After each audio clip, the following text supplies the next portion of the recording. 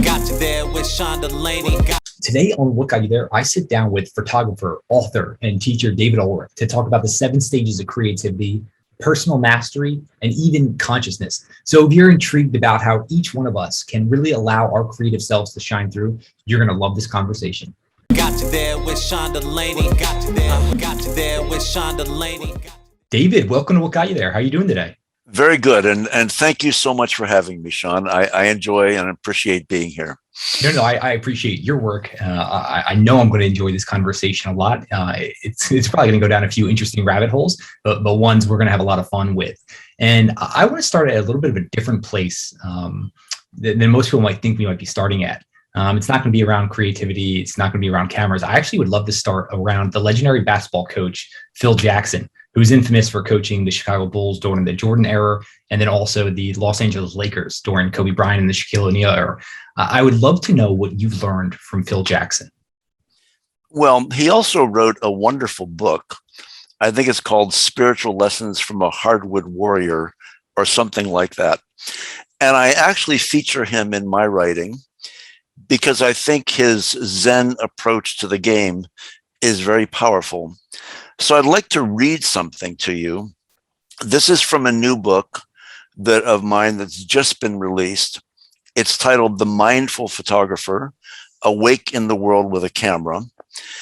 And it's a series of 55 short essays on photography and mindfulness. And one of the essays is titled Fitting into the Flow of Time. At the end of the essay, I have 5 or 6 one-line lessons from Phil Jackson that I would like to read because I think these are very instructive for creative people. They certainly have touched me. So without further ado, the advice that Phil Jackson gives his team members is, number 1, seek personal mastery. Number 2, do not hold the ball for longer than 2 counts. 3, awareness is everything. 4, great possibility comes with great danger. 5, practice the art of acceptance. 6, embody compassion. 7, have a love of the game, yet practice non-attachment. And finally, strive to understand the soul of teamwork. Aren't those wonderful? Oh, those are fantastic. It's great. What I love about those is you mentioned he uses them with his teams, his basketball teams, but the underlying themes there are just so applicable to so many. So I just appreciate those. Is there one that just really speaks to you, that when you hear it, just deeply identifies with yourself? Well, I think all of them speak to me. The 2 that I would put at the top are awareness is everything and seek personal mastery. I think the other ones flow from there.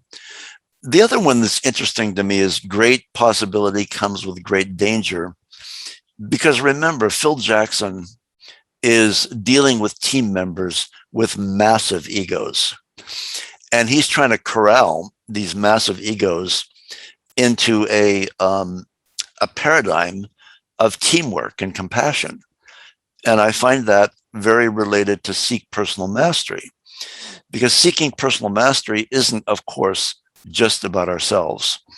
I tell my students, moments of intuition, moments of insight are not for ourselves alone.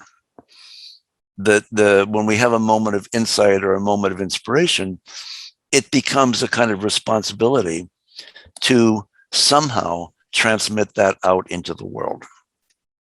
So I'm thinking there in terms of your individual photography. Even when you're taking an individual photo, you're beyond yourself there, right? Like you're thinking about how this photo is going to incite something in someone else. Am I reading that correctly?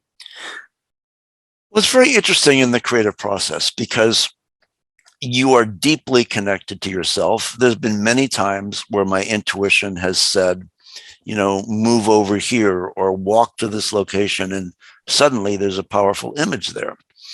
So I think that one's own inner connection is important. but ultimately you're speaking to an audience.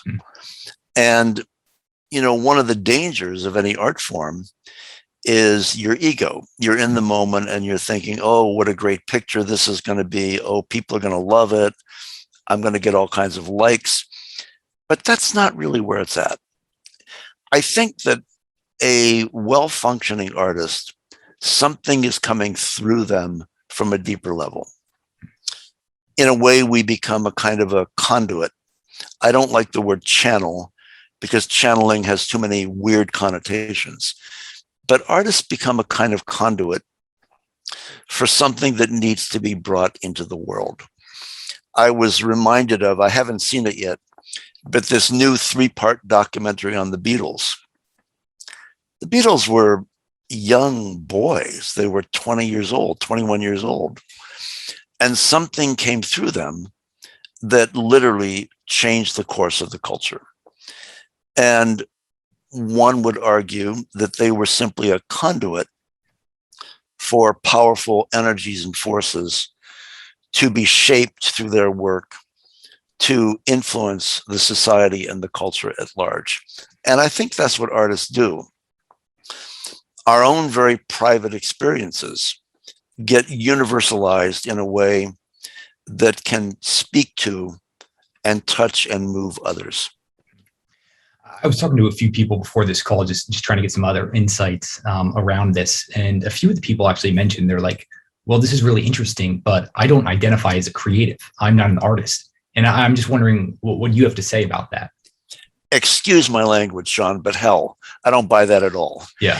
I mean, right you, just so you know. Are you a mother? Are you a father? Do you have a job? Do you have hobbies? I think that being an artist of life is an aim worthy of our humanity. And anything we do can be approached creatively. I have observed parents that are very attentive and creative with their children. I've observed business people. Steve Jobs, for example, former head of Apple Computer, founder of Apple Computer. I think he approached his work as a creative task. So I don't buy it. I don't think that artists have a corner on creativity. I think creativity is available to everyone. In fact, I would argue, as human beings, I think it's one of the most distinctive things that makes us human. And I think the creative process is available to everyone. Yeah, I'm right there with you, David. I view what we do, that creativity comes out of us. And one of the phrases you use there that I love is artist of life. The longtime listeners know I'm a huge fan of Bruce Lee, and that's something he sought out. He viewed himself as a martial artist, philosopher, actor, but most of all, he viewed himself as an artist of life. And I just love that framework going forward. I am intrigued, though. How do you define creativity? Well, I don't know if my attempt is going to mean anything because many, many more intelligent people than I have attempted to define creativity. I think what's beautiful about creativity, there are certain aspects of it that you can define. Ultimately, I think it's a mystery. Ultimately, I think it's one of our greatest capabilities. I think we only stand on the threshold of it. So creativity obviously is bringing something into being. It is an act of transformation. We transform materials from one state to something more refined. For example, when you're making a pot, you start with clay, you start with earth, and through the process of shaping and glazing, you refine those materials, you transform those materials into something evocative and something meaningful. So I think creativity is innovation. It's bringing something into being. And above all, it's a process of transformation. But it's ultimately undefinable. It's a mystery. And that's what makes it so compelling and so beautiful. No, that's what I love. You mentioned bringing something into being. I'm wondering, is the expression, so let's take what you do, your photos, your photography, is your development and growth in your own photos, is that a parallel journey with your own personal development? Absolutely. You know, when I'm working with students, I want to see the work they do. It's one of the first things I want to do, because the work they do is a reflection of who they are. Hmm. The work we do is a very deep reflection of who we are. And it often reveals things that are unknown to the artist. I can see things in people's work that perhaps at the moment they can't yet see themselves. So I think it's an active revealment. And if you agree with contemporary science that 85 to 95% of our mind is unconscious, think about that. 90% of our mind is unconscious. And what art and creativity can do is it can reach into the well of the unconscious. It can reveal some of the material that is there. And it is deeply self-revealing. But I would also argue that material in the unconscious is touched and affected by events and by culture. And some of what is present in our unconscious, what Jung calls the collective unconscious, is perhaps more related to the collective than it is me as an individual. Does that make sense? No, it makes absolute sense.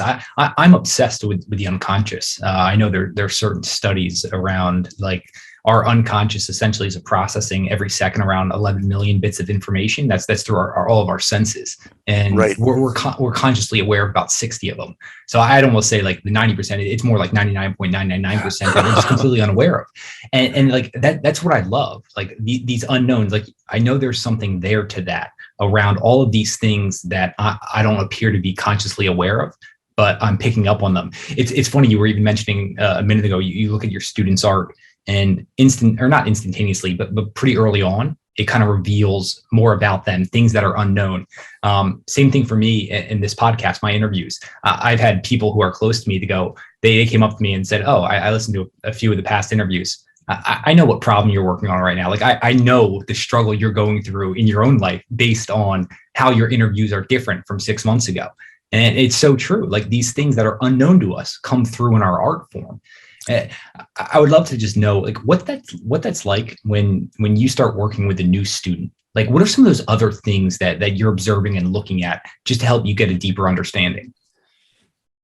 Well, a little bit of background. When I'm teaching a photography class, I can tell by the second or third class what images belong to what person. People have a unique and distinctive way of seeing. Many people are not aware of that. I laugh with my students and say, how is it that we've come to adulthood with not understanding how we see?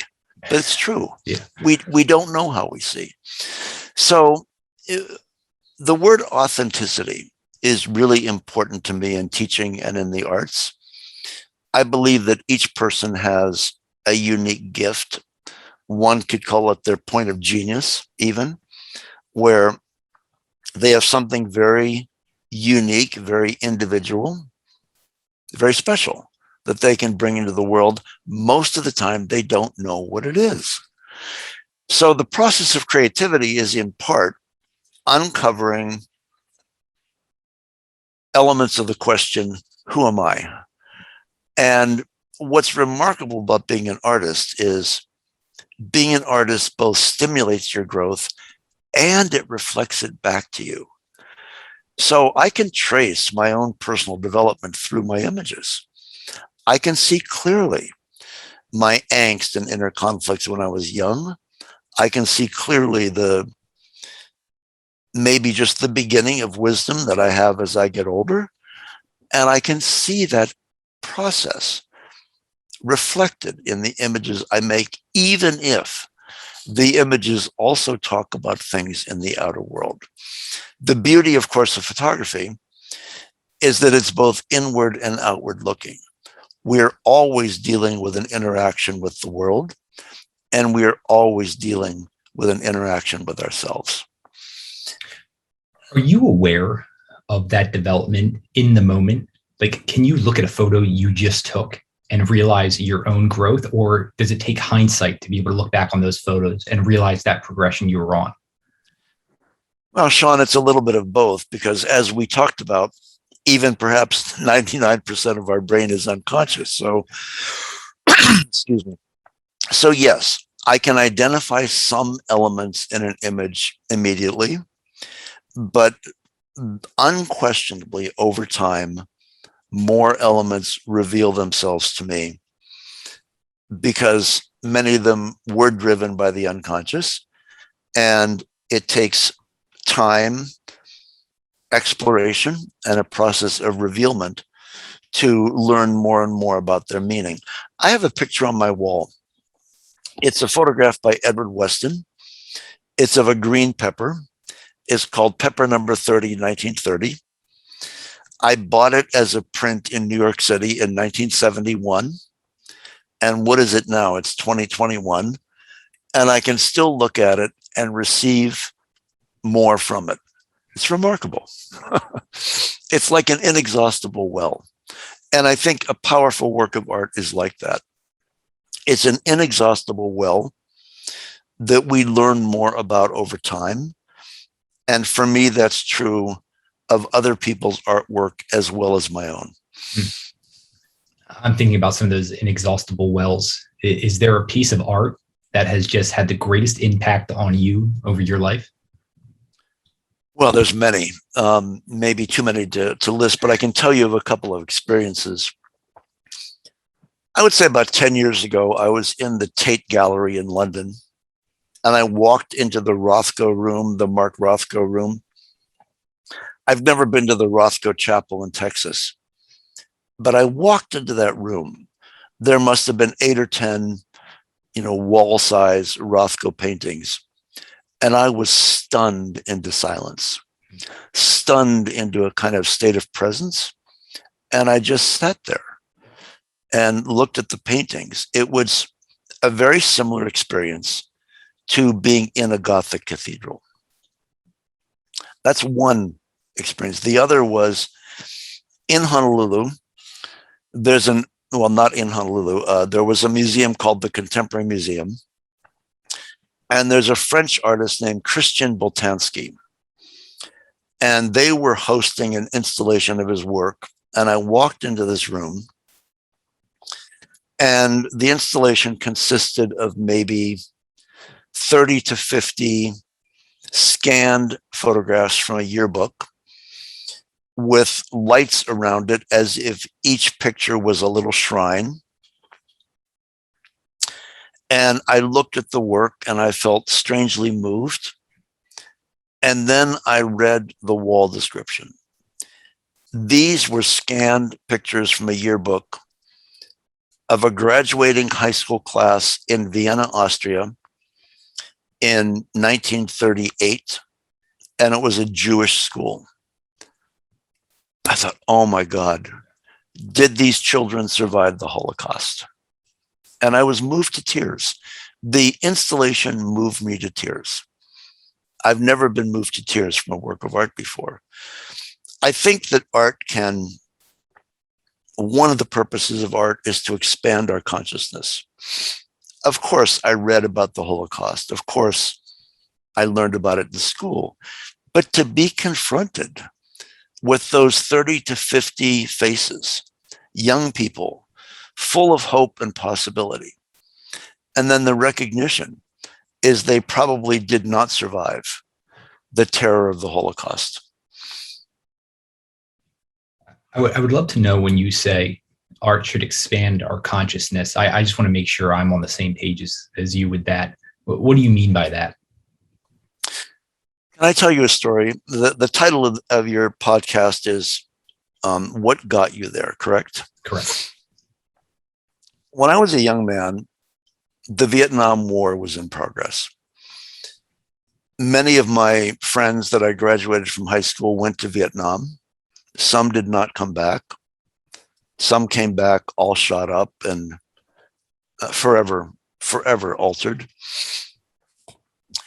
I was a photojournalism student at Kent State University in Ohio. And there was a protest against the Vietnam War in early May. President Nixon had just sent troops into Cambodia, and the students were protesting that. And as a photojournalist, my class and I were charged with photographing the event. The first 2 days of the event were what you would call a standard protest march. It was even festive with people's children and peace signs and marijuana wafting through the air. And then things started to get a little more crazy. On May 2nd, the ROTC building on campus got torched, it got burned down, and radical groups descended onto the campus. May 3rd, the protest was getting more serious.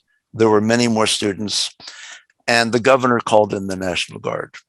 There were National Guard troops everywhere.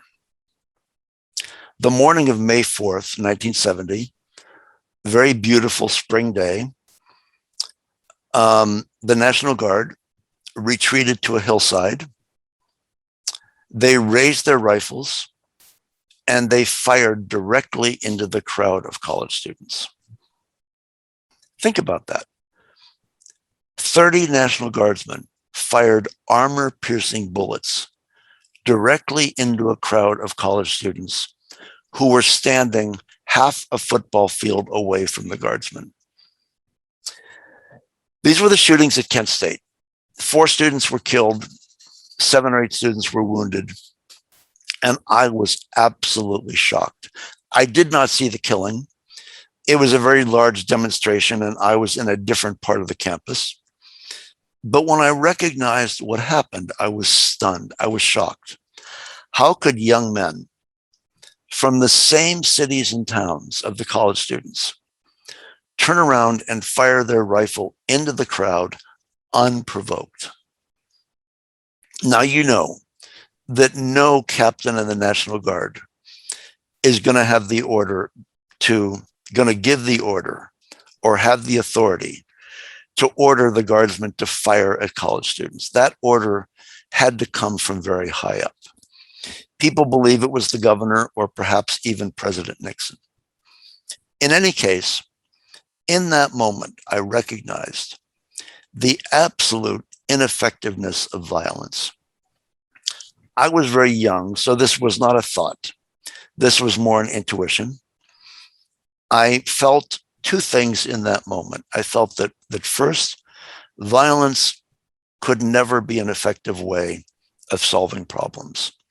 That what was needed was an expansion of consciousness. We needed to see more. We needed to be more present, be more compassionate, and that a revolution of consciousness was the only thing that could change the world. And the second intuition I had in that moment is that art and creativity can help in that process. So from that moment on, I put photojournalism aside and I committed to becoming an artist. So that really is one of the stories that made me realize that what we need as a people to solve our problems is an expansion of consciousness, a revolution, if you will, of consciousness. I'm wondering, after a moment like that, we can call that just even an inflection point for your life. Like, what does that look like moving forward? I understand you realize that art is going to be your thing moving forward there, but like, what else changes about you from before that to after? I was 20 years old. I had never had contact with violence or death before Vietnam and before Kent State. So it was horrible. I was in a state of anger and depression. I found it hard to function. My girlfriend broke up with me because I was so depressed. It took months for me to integrate that event. And in the integration of that event, my life changed. I suddenly dropped out of school. I spent a year with a menial job delivering flowers and finding teachers and finding photography teachers that could help me on the path of becoming an artist. I met two teachers that were very, very important to me. One was a man named Nicholas Lebatesy in Cleveland, and his teacher was a man named Minor White. Minor White was a well-known photographer, one of the most influential in the medium in the mid-20th century. His whole thing was learning to see. A camera is an instrument that helps you learn to see without a camera, basically. And I spent 6 years as a student of Minor White. So what Kent State did is it changed the trajectory of my life. After the initial trauma, it brought me in touch with teachers, and it brought me in touch with a new trajectory, if you will.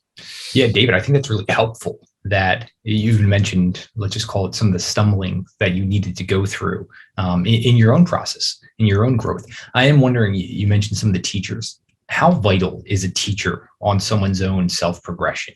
Like, can people achieve a level of self-mastery without a teacher, or is that a necessary component of it? It's a really good question, and I don't know the answer to it. But I do feel that having a teacher is a seminal experience. You need to have a guide navigating the inner world, navigating the world of creativity is subtle. And I find, for me, it would have been impossible to do without guidance, without a mentor, without a teacher. And I received so much from my teachers. And I can't imagine doing it alone. I'm sure that if you were in a remote location, you didn't have access to a teacher, growth would be possible. But I think that more growth is possible with a teacher. I'm thinking about that growth. And David, you know, I'm a fan of Joseph Campbell. And one of my favorite lines of all time of his is, "The cave we fear to enter holds the treasure that we seek." And I'm wondering for you, like, I would even love for you just to expand on that, like how you view that, how you think about going after the thing that we fear most. Well, what is it that we fear most? Usually what we fear most is lodged in our unconscious. It's usually a part of ourselves. Now, I'm saying that living in a civilized society, there are people that live in war-torn regions of the world where they fear getting up in the morning because they might not go to bed that night. But I'm speaking specifically to people in the civilized world. We do not have external threats. We have internal threats. Many of the complexes, many of the fears that we hold are lodged in the unconscious. They need to be uncovered and they need to be seen. First of all, we need to see them. After Kent State, my angst was great. And I took on a little photo project. I went around and I found baby dolls, discarded baby dolls in the trash. And I kept thinking of that photograph from Vietnam, the young girl that was hit by napalm, that was running naked on a road. It's an iconic photograph. And I took these baby dolls and I doused them in gasoline and I ritually lit them on fire and I photographed them. So I externalized my fear and my angst by doing this very weird and strange photographic project with what I call my Burning Baby Doll series. I mean, it was an act of violence in a way, but it was harmless. It didn't hurt anybody. And it was a way of getting at those very deep feelings of angst and anger and depression and externalizing them, getting them out in a way where I could see them and work with them. Does that make sense? No, it definitely makes sense. I guess I'm wondering though, is how do you even become aware of what needs to come out? Right? Like I feel like you're someone who's very attuned, right? Like we even mentioned awareness and just understanding those things deep within you. How do those people who are first even getting introduced to this type of conversation, what should be going through their head?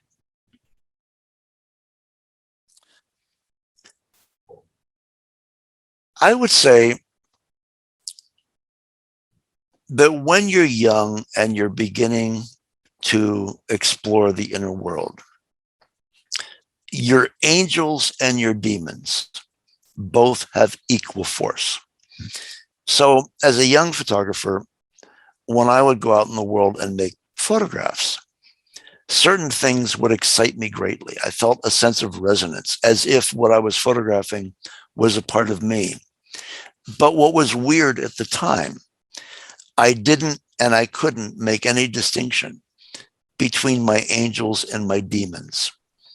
The reflection of both were powerful and compelling.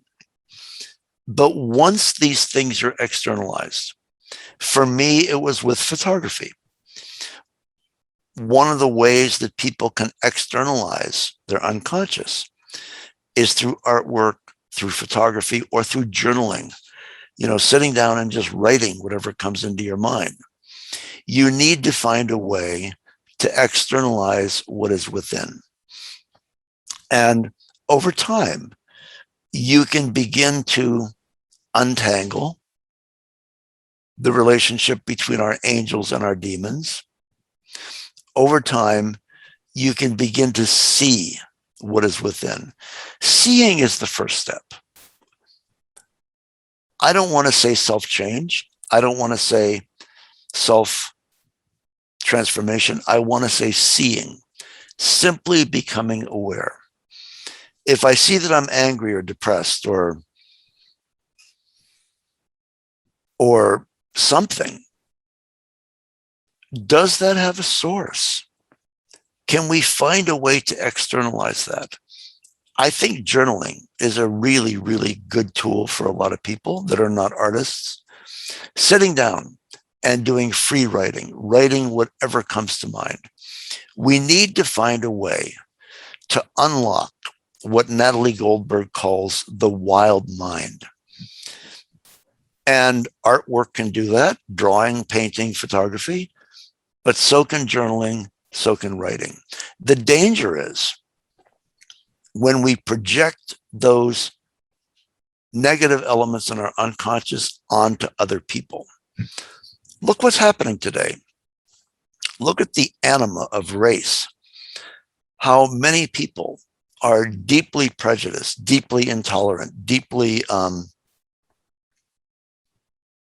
don't know what the word is, deeply offended by people of other races.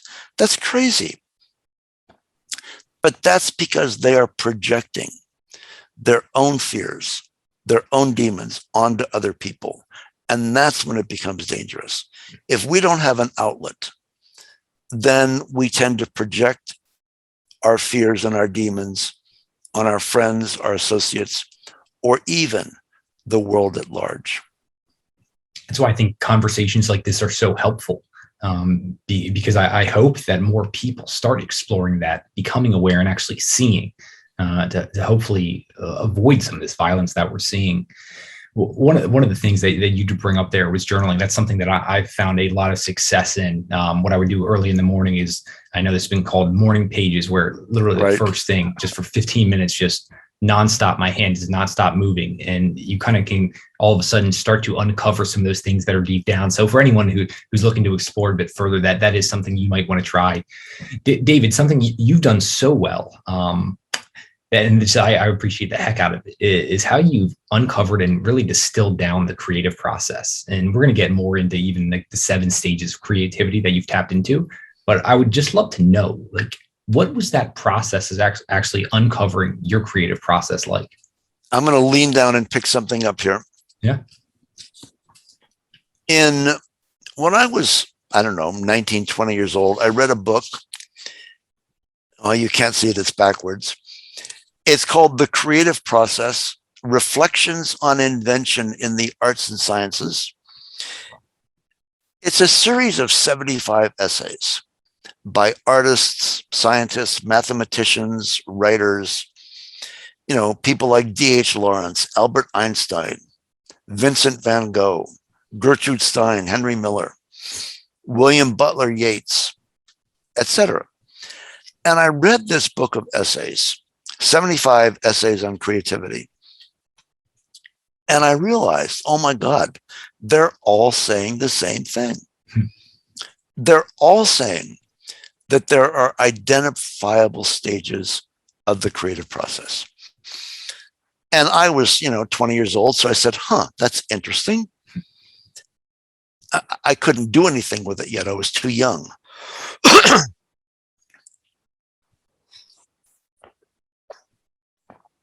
But over time, I began to observe these stages in my own work. I began to see them in the work of my students, in the work of my teachers, in the work of my peers. And I began to realize that creativity was not an act, it was an event that unfolded over time with identifiable stages. Now, we have to be very careful here because the formulaic mind, the part of my mind that can identify these stages, is still just the threshold of an understanding. I had to walk a very fine line between maintaining the mystery of the process and trying to define it. There's a vital tension point there. We need to try to understand things. But at the same time, we cannot take something very large and truncate it down and make it small enough for our rational mind to understand. So our rational mind has to understand, but yet we also have to recognize the mystery. So that's the fine point, the fine line that I feel I walk in talking about and writing about creativity.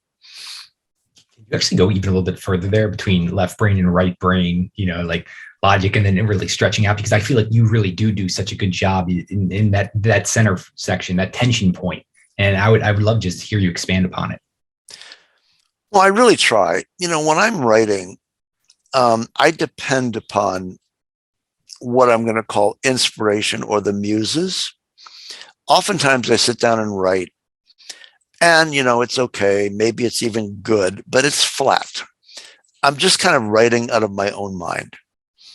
Maybe after an hour or so, something begins to click. It becomes more fluid, more juicy. And suddenly I feel like I'm in touch with a deeper part of my mind. And suddenly I feel like the words are coming through me. I make an analogy to athletics. I'm a swimmer. I was a competitive swimmer in my youth, and I still swim about 3/4 of a mile every day. When I get in the water in the morning, it's cold. My muscles are stiff. I don't want to be there. But my discipline gets me there, and I get in the water and I start to swim. And after about 8 or 10 laps, something changes. The endorphins get released, and suddenly it becomes more fluid and alive. It's the same with the creative process. When it's coming from me, when I first sit down to write or go take pictures, it's flat. I don't want to be there. And then over time, if I stay with it, we enter the flow. The endorphins get released. It becomes more fluid. And suddenly, through inner quiet, I have access to what I'm calling the deeper parts of my own mind. However, we have to raise the question, what is inspiration? There are different beliefs on what inspiration is. Psychologists believe inspiration comes from the unconscious, from the deeper parts of the mind. Religious people or spiritual seekers believe that inspiration comes from higher energies that surround us. Native Americans, Native Hawaiians, indigenous people believe that inspiration comes from the voices of our ancestors. And highly social people believe that inspiration comes from the energies that pass between us as human beings. I actually believe that some measure of all of the above are true. I don't think it's just my unconscious or your unconscious. I think we can tap into something deeper. Again, it's the mystery of something, energies that surround us at every moment, but most of the time we're not attentive to them. Does that make sense? No, it does make sense. I mean, all of this, like, there's not black and white. And it's funny, like, in a society that we're always grasping for that black and white. And so I guess, like, one of the things I see a lot is just some of the other things I do. I'm involved with a lot of logical people, right? Like investors, high-end business people, and they have a tough time it getting out of their own logic. And so you must have worked with plenty of people. And I'm just wondering, like, what advice do you have for them that can kind of just, like, peel back slightly on that and maybe just become more aware of some of these other things? I found a phrase last night when I was teaching that I said to my students. The phrase just kind of came about. And the question is, when can you give an unambiguous yes? Do you know how the iPhone was created? What's interesting about the iPhone is Steve Jobs said, "Oh, we want to create a phone." And people said, "Well, why?" And Steve Jobs said, "Well, we want a phone that can, access the internet and be a telephone and, send instant messages." And people said, "Well, we already had that. It's called a BlackBerry." And Steve Jobs said, "No, that's not elegant. We need an elegant solution." So he put together a team to develop the iPhone. And they struggled for the better part of a year trying to figure out how an Apple product could be better than a BlackBerry. Because a BlackBerry did everything Steve Jobs wanted it to do. And one of the members of the team had an idea, an inspiration that grew out of their brainstorming. And that inspiration was a software keyboard. And bam, that was an unambiguous yes. That moment of inspiration created these little shamanistic devices that we carry around. A software keyboard. Simple, but yet it took them many months to get to that insight.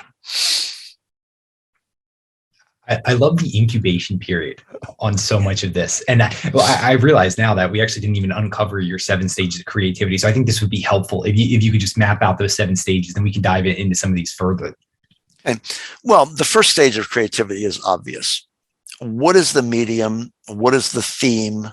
What is it that I need to speak about, that you need to speak about? So the first stage I'm calling discovery and encounter. We discover a medium and a theme that is suitable to our body type, that is suitable and amenable to who we are. And then we begin. We bring a process of attention and concentration to the task. That's stage 1.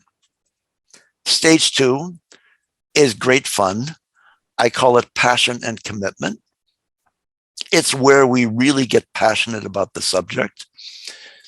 Obsession is considered a negative thing in life. I would consider an obsession a positive thing with artists. We become obsessed with our theme. We become passionate about it. It becomes very powerful, very juicy. And many discoveries are made in the moment. Many discoveries are made in a serendipitous way at this stage.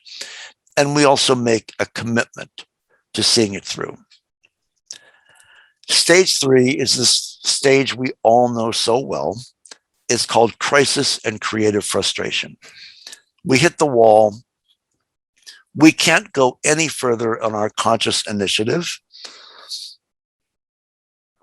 Our initial impulse has been expended, has been spent. And suddenly we're faced with obstacle. What do we do? How do we approach that obstacle? There's three ways to approach it. The first is the macho approach. I'm going to try to blast my way through it. Does that work? No. The second is the passive or the poor me approach. I'm going to wait for somebody to come rescue me. Does that work? No. The third option is to seek a new perspective. So that brings us to the fourth phase, retreat and withdrawal. We step back from the work. We allow it to gestate in the unconscious. Have you ever been in an argument with another person? You know, you're like this, and suddenly one person steps back and you come to a new perspective and you can come back and have some dialogue. So retreat and withdrawal. We step back from the work. We put our initiative on hold. We do research, we do exploration. We allow the idea to gestate in the unconscious. Stage 5, epiphany and insight. Do you know how Einstein discovered the theory of relativity? Yeah. He was struggling with this question for a long time, working hard with conscious endeavor to understand the relationship between space and time. One day he got very frustrated. He said, screw it, I can't do this anymore. And he went to bed that night. And before he went to sleep, the E equals MC squared just appeared in his mind as an image. It just came to him. Epiphany and insight. After we retreat from the work, after we allow the unconscious to gestate and incubate, something can come to us, inspiration. The Greeks called it the muses. I call it epiphany and insight. Often the guiding vision of the work we need to do. Then stage 6 is called discipline and completion. Once we have the guiding vision, we need to develop our craft and do the work. And that takes a certain amount of self-discipline. I know many artists who are very gifted with insight, but don't have the wherewithal to finish something. Finishing something is not easy. It's often difficult. And then stage 7, responsibility and release. Our children need to be released into the world. We need to get our project out the door. Number 1, to communicate with others. And number 2, to clear the slate for future projects. Otherwise, we have massive indigestion and constipation. We need to get it out the door in order to clear the way for the new. One of those stages I would love to hit on is the retreat and withdrawal period. And I'm wondering, obviously, all of these things are extremely nuanced, or they can be. And so I'm wondering how long that period can last. And then what does it look like during that? Are you fully disengaging from whatever project you're currently working on? Or are you doing things that kind of touch on the project, but just not fully immersing yourself? It's a very good question. You know, in the case of Einstein, that retreat and withdrawal phase was overnight. Yeah. However, for many of us ordinary mortals, that retreat and withdrawal phase lasts much longer. For me, it's often, months, if not years. What I like to say in the retreat and withdrawal phase is anything, any word that begins with RE is what we should be doing. Retreat, research, revision, renewal, revisit. So it's a time of revisiting. It's a time of revising. It's a time of rethinking. It's a time of research. So no, we're not idle during that period. Often when I write a book, for example, The retreat and withdrawal phase is when I go in and start doing revision and editing. So I don't think it's an idle phase, but I do think we need to leave a certain amount of time available just to be. Natalie Goldberg, the writer, says, just lie on the couch. It's a good place to begin. I'm wondering for you, I'm just intrigued now. What is your actual writing process like? Usually when I write a book, well, how do I say this without sounding weird and new agey? Most of the books I've written have been inspired in the sense that I wake up one morning and suddenly there's a book title and the chapters just appear in my mind. So when I first wrote my book on creativity, I was exhausted. It took me a fall to write the book. And by the holidays, I was exhausted and I wanted some time off. And I was driving to the post office in early January, and suddenly, out of the blue, a new book appeared in my mind, just appeared out of nowhere. And the chapter headings came along with the title. And I don't know what kind of language I can use here, but I'm going to use Yeah, you can say whatever. Obscene language. My first thought was, oh, wow. My second thought was, oh, shit, now I've got to do this. I was like in between this, oh, wow, and oh, shit. So I'm actually like really intrigued now. So you have these ideas, these concepts in your head. Are you just like unleashing your writing like hours each day? Like what does that actually look like when it comes to fruition there? But you know, don't forget, the things I write about have been gestating in my mind for decades. I first read that book on the creative process when I was 20 years old. By the time I was 24 years old, I knew someday I wanted to write a book on creativity. So when I was 24, I thought someday I'd write a book on creativity. I didn't start writing that book for 20 years till I was in my mid 40s. So it took 20 years of gestation for this moment of insight to appear. So when I sit down to write, it's an urgent process, largely because the material has been gestating in my mind for decades. And when I sit down to write, it's time. It's ready. The material is at the forefront of my consciousness, and it just comes pouring out. I write very quickly. I write the first draft of a book usually in 2 or 3 months. And then, of course, it takes a much longer time to go back and edit and revise. So now I'm thinking about this because I feel like this somewhat ties in. I know you've studied a lot of Taoism, and one of the concepts I love is the wu wei, and essentially like trying not to try, right? And so I'm wondering how we need to think about active intent and surrendering, right? Like surrendering to the scenario. And I would just love to hear your thoughts on this, because I feel like so often today, all we try to do is force, right? Like go harder, push harder. And I've discovered that so many of these amazing breakthroughs happen when we surrender to the scenario. And I'm just wondering your thoughts and what you've uncovered in all your time studying this and then also living this. It's a question of being sensitive to the process. We cannot always be doing. We need to be sensitive about when we need to step back. So, for example, think about a river. A river is flowing along, and it hits big boulders or rocks. And slowly, the river fills up. We're living. The river fills up, and it goes over the boulders. So for me, that's what creativity is like. When the material is ripe, it comes out.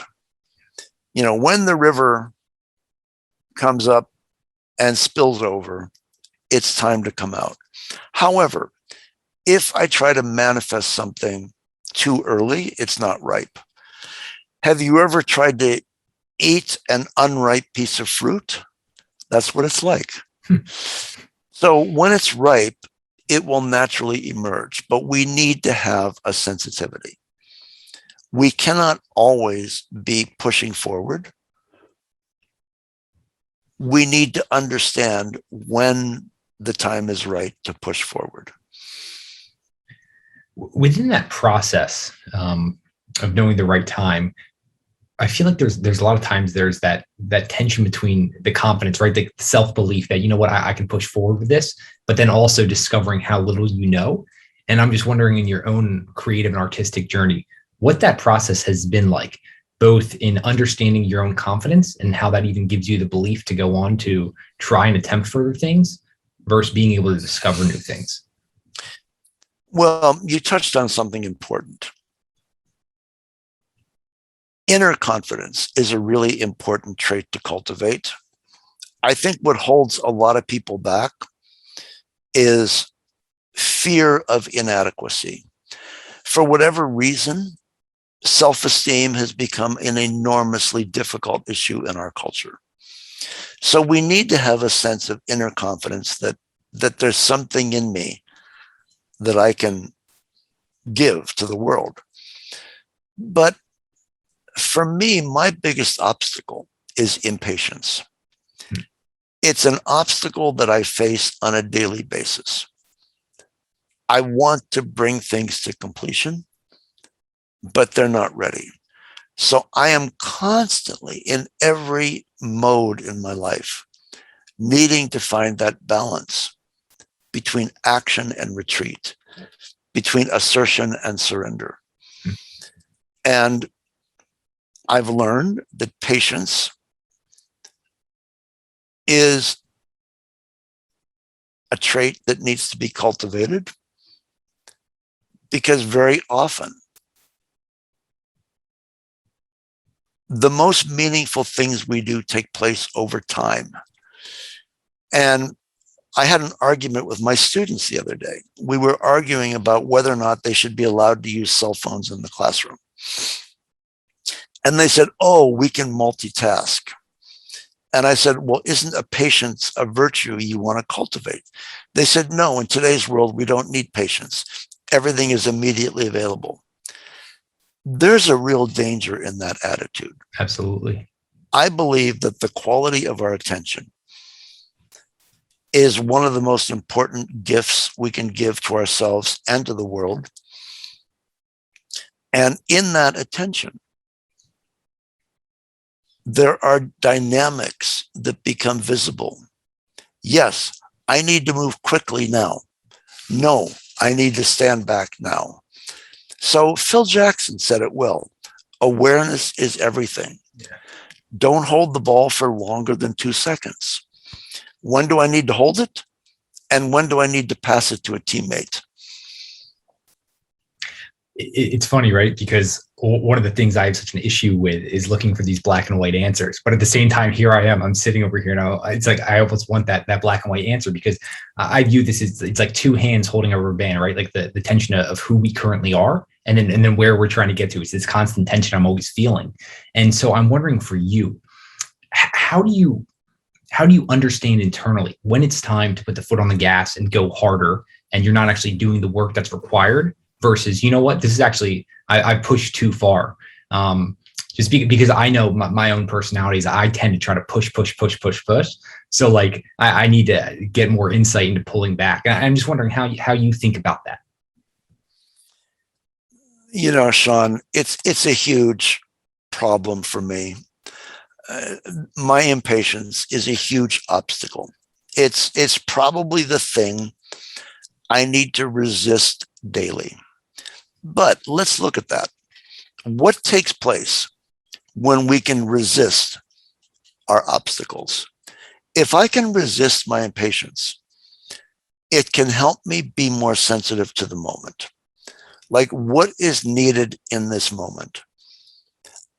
I can often see what is needed in the moment, but my impatience will push forward anyway.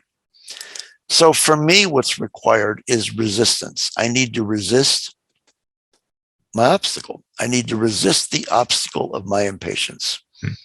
And in doing so, I can come more cleanly into the attentive part of me that can see what is required in the moment. But I don't want to talk about this as something I've mastered. This is not easy. It's a constant struggle for me, as I think it is for many people today. Oh, absolutely. Yeah. I mean, this journey, this never ends, right? Like even when you achieve the highest levels, I'm trying to remember, it's one of the legendary Japanese directors, and he receives a Lifetime Achievement Award. This is like the 1992 Oscars. And he receives this Lifetime Achievement Award. And he basically gets up there to accept the award. And he says, I'm not deserving of this. I'm such a beginner still. And it's like, here's this guy who's been doing his craft for 60 plus years and has literally received the Oscar for a Lifetime Achievement Award. And he's like, no, I'm just still a beginner, right? Like, and it's just like, right. That is beautiful. It's like, wow, like I just wish so many more of us could not only have that at a younger age, but have that into his age as well. I thought that was beautiful. I was listening to a Buddhist teacher talk to a group of students, and one of the students said, when I sit and meditate, my mind is clear. I'm at peace. It's such a beautiful experience.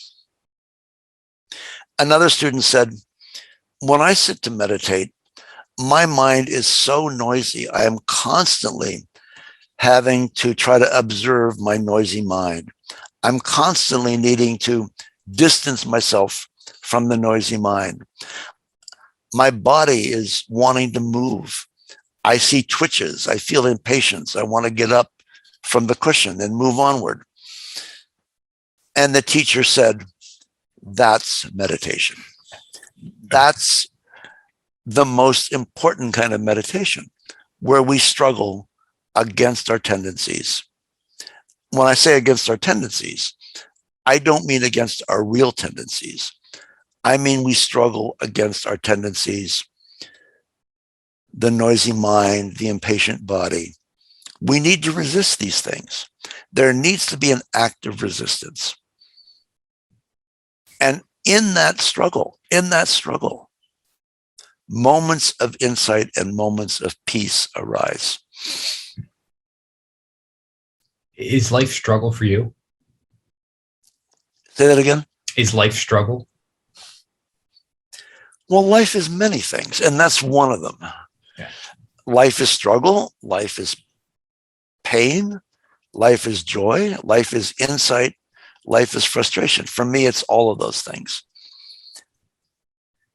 I am not an evolved master. But you have a lot of wisdom. You have a lot of insight. I think this is a great place to bring up the losing of your right eye. And I would love to read a quote because I think this is extremely insightful. And then I hope we can explore this. And the quote is from you. And it's fearing the loss of my capacity to see and photograph. And with all hope to the contrary, this blow helped to awaken my own awareness.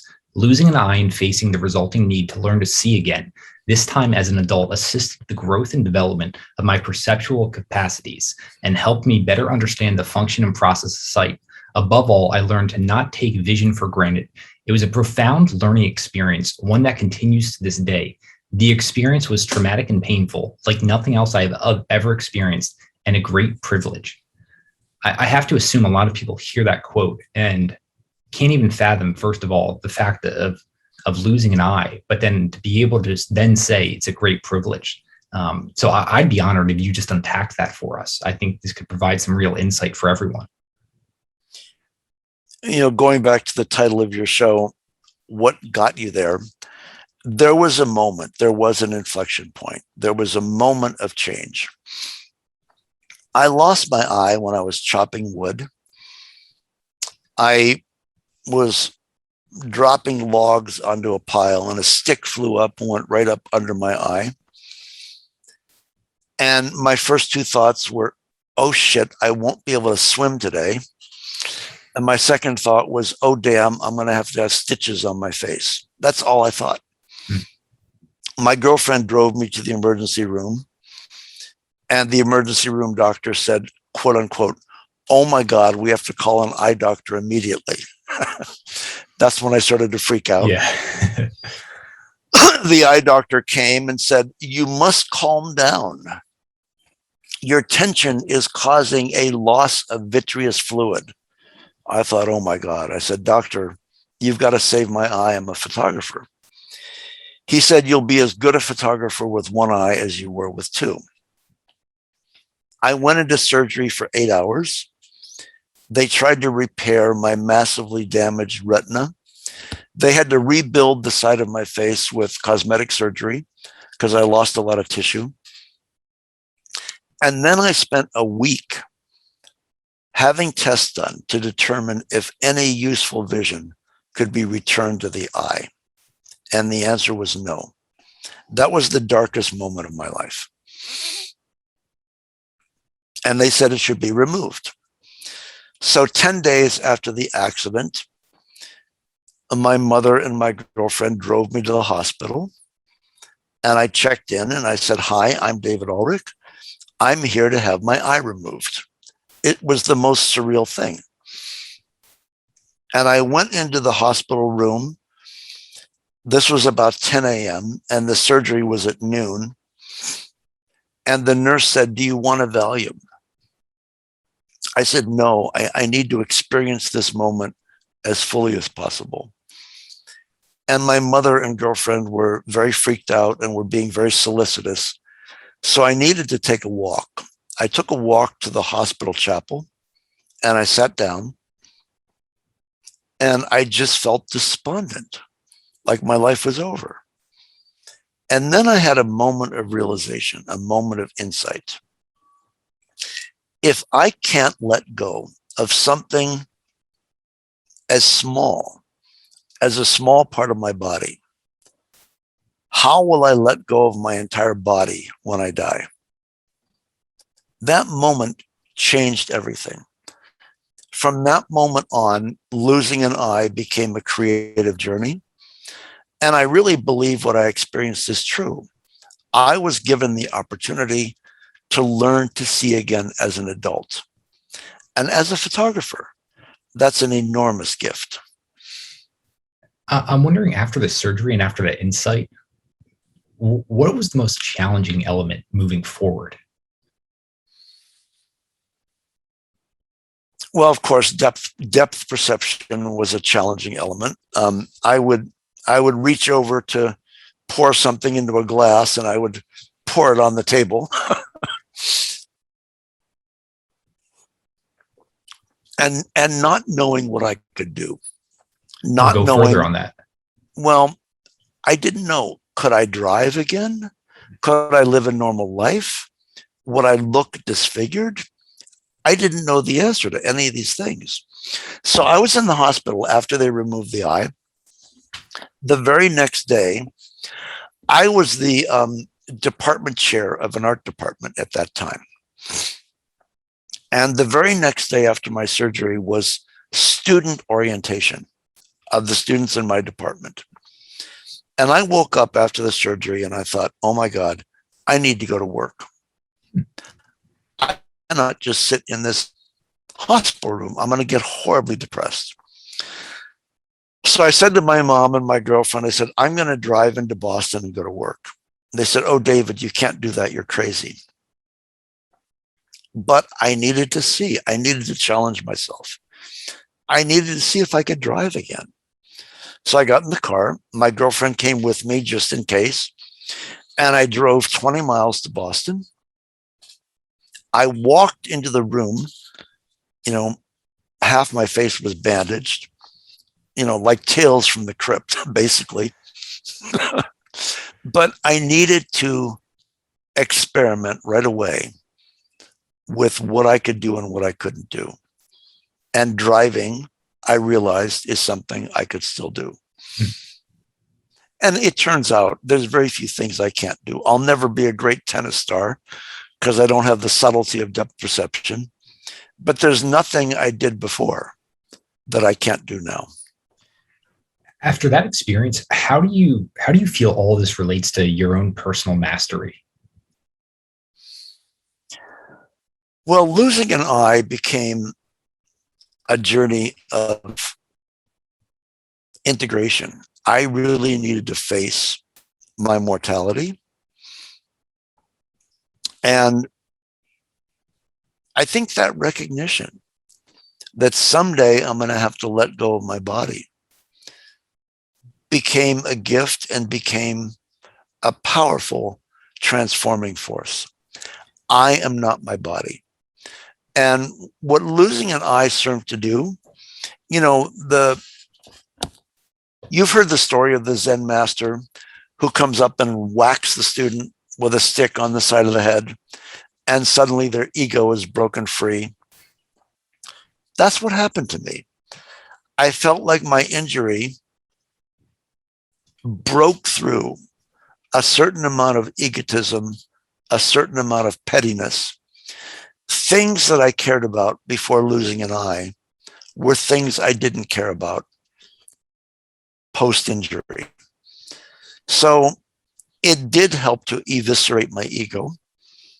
It gave me more compassion. It gave me more awareness. And it really did become an engine, if you will, of personal integration.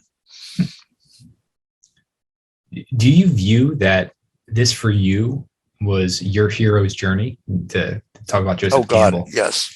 So it was the Zen master's stick. Yeah. It was Joseph Campbell's hero journey. Yes, absolutely. So is that going to the depths of despair there? Is that a necessary evil in order to get to your higher self? Do you have to go through hell to get there? I don't know. I don't know if you need to go through hell, but I do know you need to confront your personal demons. And for some people, that may be more difficult than others.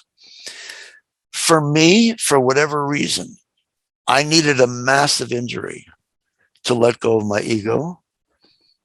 Other people seem to be able to manage that with less stress, but there needs to be a process of purification. There needs to be a process of seeing and accepting what is within me, both my angels and my demons. Mentioning what you felt that you needed in order to get to that place, and thinking about back to earlier in our conversation, you were mentioning authenticity. And I'm just wondering your take on authenticity and what's holding the majority of people back from allowing their authentic self to come through. I think today it's two things. I think it's cultural conditions. We are taught we need to be a certain way. Most people aren't that way. And for a lot of young people, it causes a real lack of self-esteem, a lack of inner confidence. I think secondly, our culture does not have the attitude that everybody has an equal gift. We still function on the quote unquote great man model.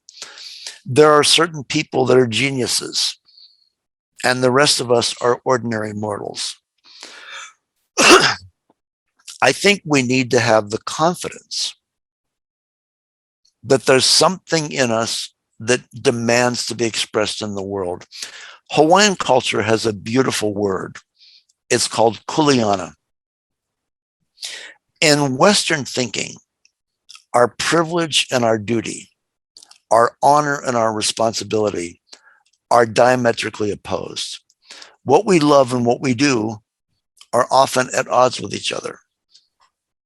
The word kuleana in Hawaiian culture means my privilege, my honor, my duty, my responsibility, all rolled into one. And I think each person on this earth has their kuleana, a place of genius. Romans called it the genus, a place where we can both give and receive to and from life in a way that is distinctly our own. But we need to get beyond the cultural conditioning that says, oh, we need to be this way or that way. We need to look like this. We need to act like this. It's a horrible obstacle, especially for young people.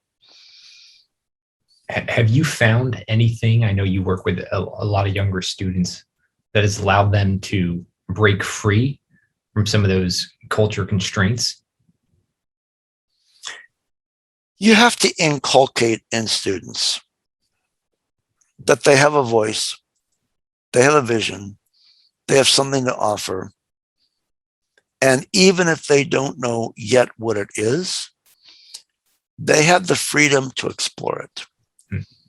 Most people don't feel that freedom.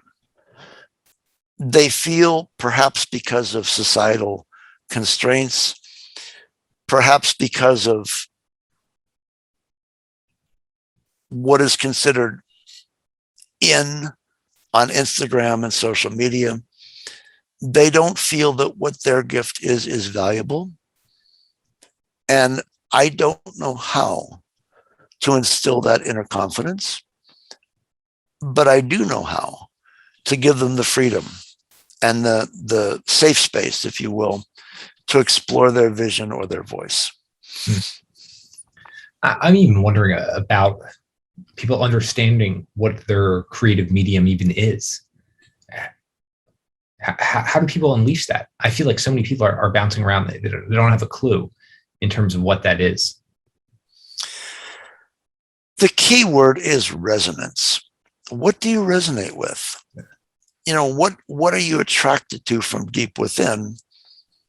And don't be afraid to follow that. There's a young Hawaiian artist that I know who's making weapons. One of the native Hawaiian arts of ancient times was weapon making. And at first she said, oh, I can't do that. Who would accept a weapon as a work of art in today's world? Look at all the gun violence. But yet it was hers to do. So we have to be willing to just say yes, to seek what we resonate with from deep within and to follow it and to have a certain amount of faith in regard to where that might lead. And we have to be willing to explore. Remember that the key for success is failure. We have to experiment and explore a number of things that don't work out before we explore that which does work out. No, I completely agree with that. I think that's just a beautiful insight that I think people are starting to come around to. I just wish more would. I'm wondering though, one of the things I appreciate when reading your books is the number of amazing quotes you've pulled from and interesting insights and resources. I mean, it's a vast amount of knowledge that you have and you pinpoint in your writing. I'm thinking for you though, like which thinkers have just like greatly impacted you over the years? And they can be across different domains. I'm just wondering who, when you look back, you're like, you know what? These people foundationally changed how I looked at things. I'm going to answer that question, but first I want to tell you a story. When I was in second grade, I loved quotations. I loved them. I would seek them out. And the local newspaper, the Akron Beacon Journal, Akron, Ohio, actually published 10 of my favorite quotes in the newspaper. So I'm telling that story because I think as children, if we look back to our childhood, we can find those things that genuinely interest us. I love words. I love quotes. And yes, I'm a master at uncovering the right quote. But when I look back to my childhood, that was there from a very, very early age. So what is it in you that just doesn't go away? That's part of discovering who you are. In terms of thinkers and people who I love people that write about creativity, inner work.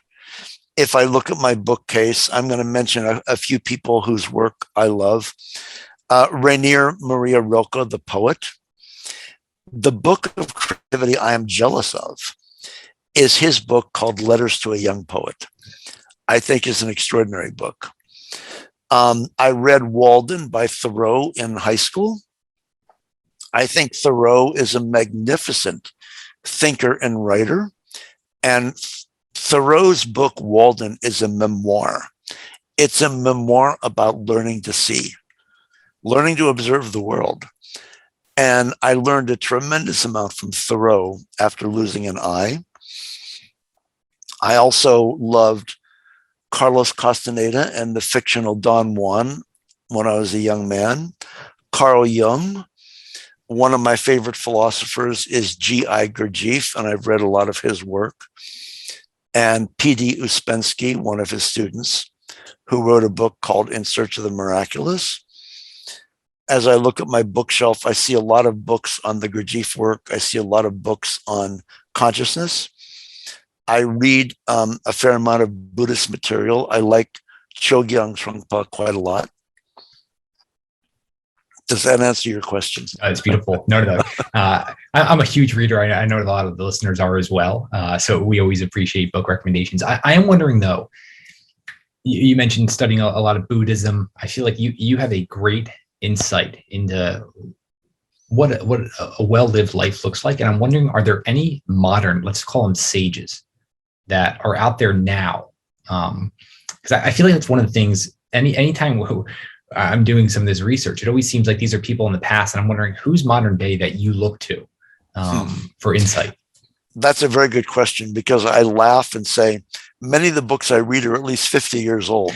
So David, this is like one of the best things, because I mentioned, like, the first time I came across your book, it was like, holy shit, like, this is incredible. And then lucky enough, it was like, oh no, not only are you alive and well, you're still writing. I was like, this is amazing. Because I honestly would have thought it was something written in the past.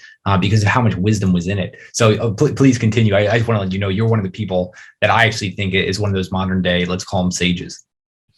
Well, I deeply appreciate that. I think there are teachers. I think there are people alive and writing today that I respect greatly. I have tremendous respect for His Holiness the Dalai Lama. I think his teaching, his writing is profound. I have tremendous respect for contemporary writers. Do you know the philosopher and writer Jacob Needleman? I have not read any of his work. I'm familiar with Needleman. I just have not delved into anything that he's done. I feel that he's a very powerful writer and teacher. I read a lot of books on creativity from my own research. I can't think of any that touch me deeply written by people today. Yeah. I'm just looking over at my bookshelf. Sorry for looking in the other direction. You know, people that I have learned from, let me put it on that level, people that I've learned from. I like Natalie Goldberg, the writer. She wrote the book Writing Down the Bones. I've learned a lot from her. I like Annie Dillard, the writer. I've learned a lot from her. She wrote a book called The Writing Life. Who else? I read a number of books by Matthew Ricard, who's a friend of the Dalai Lama. He's considered the happiest man alive. He's the one they attached electrodes to his brain, and they studied his brain waves on meditation. I think Matthew Ricard is an incredible teacher and writer. So I think there are people today.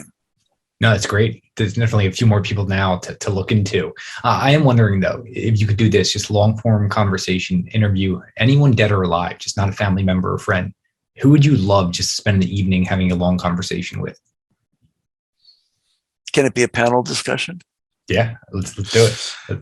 Okay, you know how in the New York Times they say in the book review section they have interviews in each issue, and one of the questions for their interviews is, what writers, living or dead, would you invite to dinner for a dinner party? Okay, I would definitely invite Thoreau. I would definitely invite George Ivanovich Gurdjieff, the spiritual teacher. And I would definitely invite Pema Chodron, the living Buddhist teacher. And I'd love to see what those three people could uncover in their conversation. So, David, I'll give you one question you can ask the three of them. What are you going with? Say that again. Oh, what is the one question? Yeah. I'm going to ask them the question that I cannot answer. In your mind, what is the meaning of life? What is the meaning of life? And in what way do we become what we need to be? That's beautiful.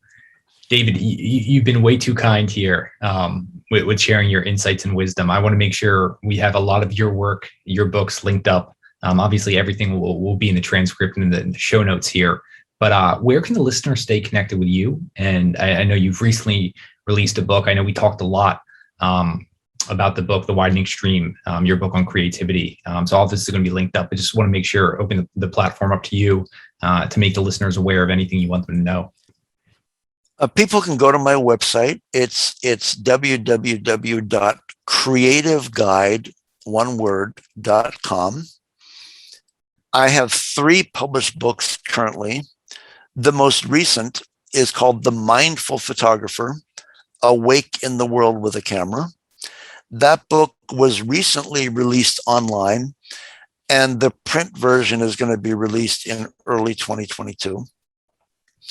I have another book that came out a couple of years ago called Zen Camera, Creative Awakening with a Daily Practice in Photography. And then my book on creativity is called The Widening Stream, The 7 Stages of Creativity. All of those can be found on my website or on Amazon. And I have a book of photographs coming out next May titled Oceano, an Elegy for the Earth. It's photographs of the Oceano Dunes on the Central California coast. That's fantastic. And one of the things that I love too, David, is on your website, you have a lot of sample chapters. So for anyone who wants to dive into it just a little bit to see if it strikes a chord, I'd highly recommend doing that.